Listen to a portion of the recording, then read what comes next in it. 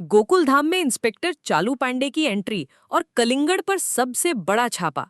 Vashi market में तरबूज बेचने का प्लान बुरी तरह फ्लॉप होने के बाद गोकुल धाम वालों पर एक नई और भयानक मुसीबत टूट पड़ी है। इंस्पेक्टर चालू पांडे ने पूरी सोसाइटी को घेर लिया है और उन पर स्मगलिंग का आरोप लगा दिया है।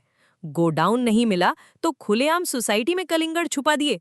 जब टप्पू सेना सड़क किनारे एक खटारा ठेला लगाकर कलिंगड़ बेचने की नाकाम और दर्दनाक कोशिश कर रही थी, गोगी किसी फ्लॉप हॉलीवुड फिल्म के ओवर एक्टिंग करने वाले एक्टर की तरह बीच सड़क पर गला फाड़ रहा था।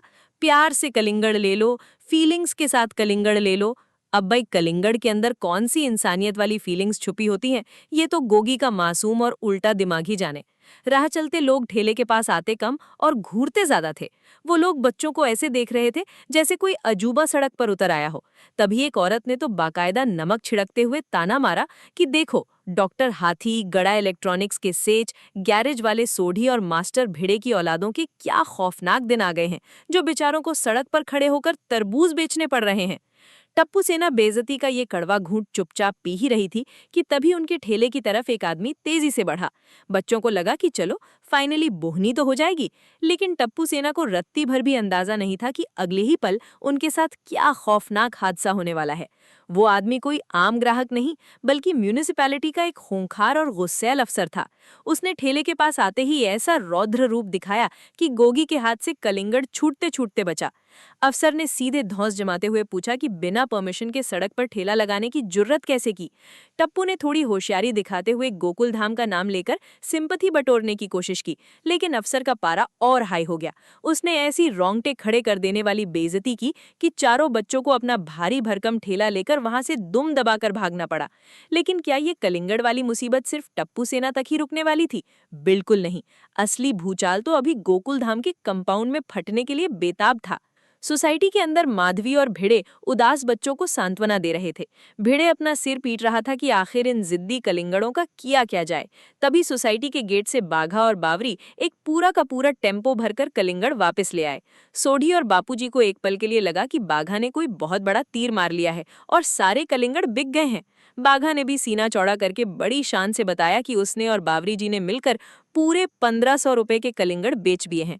गोकुल धाम वालों के चेहरों पर एक सेकंड के लिए मुस्कान आई ही थी, लेकिन बाघा की ये खुशी चंद सेकंड भी नहीं टिक पाई, क्योंकि अगले ही पल उसने अपनी जेब से जो पर्ची निकाली, उसने बापूजी के पैरों तले से जमीन पूरी तरह खिसका दी। बाघा ने मासूमियत से पलके झपकाते हुए बताया कि 1500 के कलिंगड़ बेचने के चक्कर में उसे पूरे 5000 रुपए का सरकारी फाइन भरना पड़ गया। दरअसल कहानी कुछ यूं घटी थी कि गड़ा इलेक्ट्रॉनिक्स के बाहर बावरी ग्राहकों को अजीबोगरीब और सिर दर्द करने वाली शायरियां सुनाकर बुला रही थी। बाघा अपने दिमाग में ये लॉजिक लगा रहा था कि जेठालाल दुकान पर नहीं है, तो वो दोनों ये कलिंगड़ बेचकर सोढ़ी भाई की बहुत बड़ी मदद कर देंगे। ग्राहकों को लुभाने के लिए बावरी ने एक गत्ते के कार्डबोर्ड पर मार्कर से एक बहुत ही अजीब लाइन लिख दी थी, अंदर से एकदम लाल और सफेद पाउडर जैसा मीठा माल। बाघा ने बिना सोचे समझे उस कार्डबोर्ड को तरबूजों के बीच में फंसा दिया। तभी वहां म्यूनिसिपैलिटी की एक बड़ी सी सरकारी गाड़ी आकर रुकी। बाघा बत्तीसी दिखाते हुए आगे बढ़ा, लेकिन गाड़ी से उतरे वो खतरनाक अधिकारी जिनकी आंखों में दुकान सील करने की खौफनाक चमक थी। अधिकारी ने बाघा की गिरेबान की तरफ देखते हुए कड़क आवाज में पूछा कि क्या वो दुकान का मालिक है। बाघा के ना कहते ही अधिकारी ने सीधे गड़ा इलेक्ट्रॉनिक्स को सील करने की धमकी दे डाली। बाघा की हालत ऐसी हो गई जैसे किसी ने भरी सर्दियों में बर्फ की सिल्ली पर नंगा करके बिठा दिया हो।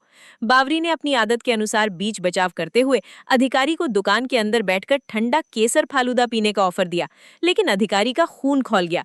उसने सीधा और बेरहम अल्टीमेटम दिया, या तो 5000 का फाइन अभी के अभी ऑनलाइन भरो, या फिर 6 महीने के लिए दुकान का लाइसेंस हमेशा के लिए कैंसिल करो। बाघा ने कांपते हाथों और सूखते गले के साथ फाइन भरने की हामी भर दी। वर्तमान में लौटते हैं। सोढ़ी ने अपना पंजाबी बड़ा दिल दिखाते हुए बाघा को तसल्ली दी कि वो फाइन के 5000 रुपए खुद अपनी जेब से भर देगा। बाघा अपना टेम्पो लेकर वहां से चला गया, लेकिन सोसाइटी वालों के सामने वो पूरे 1 लाख रुपए के कलिंगड़ अभी भी किसी जिंदा लाश की तरह पड़े थे। रोशन को टेंशन के मारे पसीने आ रहे थे कि अगर ये कलिंगड़ जल्दी नहीं बिके तो पूरे गोकुल धाम को सुबह, दोपहर और शाम सिर्फ कलिंगड़ का जूस, सलाद और कलिंगड़ के पराठे ही खाने पड़ेंगे। सोढ़ी ने भी हार मान ली थी कि इन कलिंगड़ों का विदाई समारोह कभी नहीं हो सकता। कड़ी धूप में कलिंगड़ किसी टाइम बम की तरह फट जाते हैं। अगर कलिंगड़ फटे तो पूरा 1 लाख रुपए का टोटल लॉस। बापूजी ने अपनी छड़ी जमीन पर पटकते हुए तुरंत फरमान जारी किया कि आज के आज, अभी के अभी इन सारे कलिंगड़ों को गोकुलधाम से बाहर निकालने का परमानेंट जुगाड़ सोचो। भिड़े का शातिर दिमाग दौड़ा और उसने वाशी फ्रूट मार्केट जाकर इन कलिंगड़ों को होलसेल में बड़े व्यापारियों को बेचने का मास्टर प्लान सबके सामने रख दिया।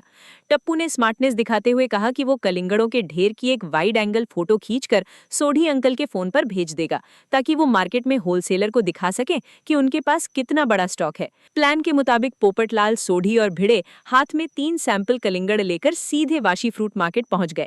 वाशी मार्केट की उस भयानक भीड़ और शोर शराबे के बीच भिड़े ने एक व्यस्त दुकानदार को कलिंगड़ खरीदने का ऑफर दिया।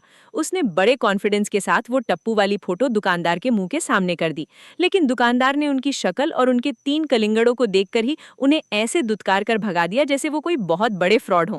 पोपटलाल को भिड़े और सोढ़ी की ये सरेआम बेइज्जती बिल्कुल बर्दाश्त नहीं हुई। उसने अपने अंदर के सोए हुए पत्रकार कम सेल्समैन को जगाया और अपनी कॉलर टाइट करते हुए बोला, तुम दोनों को बात करने की तमीज नहीं, तुम कलिंगड़ बेचना क्या जानो, सिर्फ मुझे फॉलो करो। लेकिन पोपटलाल अपने ओवर कॉन्फिडेंस में किस भयानक दलदल में कदम रखने जा रहा था, इसका उसे रत्ती भर भी अंदाजा नहीं था। अगली दुकान पर बैठे तोताराम नाम के व्यापारी को देखकर पोपटलाल की शादी की पुरानी और नालाज बीमारी फिर से भड़क गई। कलिंगड़ बेचने का असली मकसद भूलकर पोपटलाल सीधे तोताराम से उसकी शादी का स्टेटस पूछने लगा। तोताराम जी, आपकी शादी हो गई?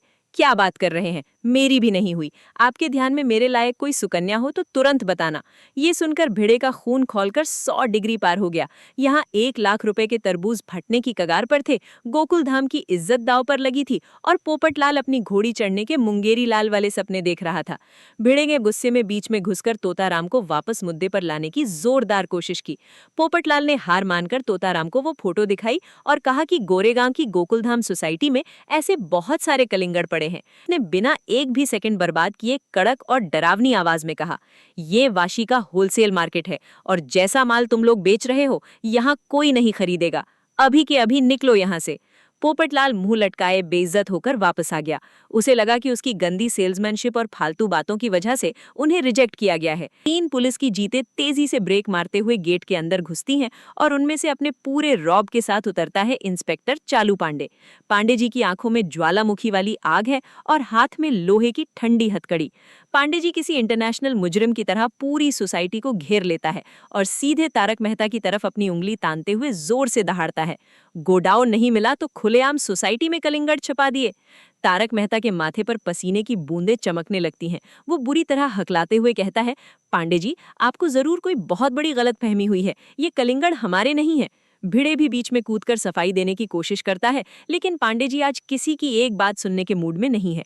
झूठ बोल रहे हो तुम सब। अगर ये कलिंगड़ तुम्हारे नहीं है तो इन कलिंगड़ों के बीच ये सफेद पाउडर जैसा मीठा माल का कोडवर्ड लिखकर क्यों बेच रहे थे?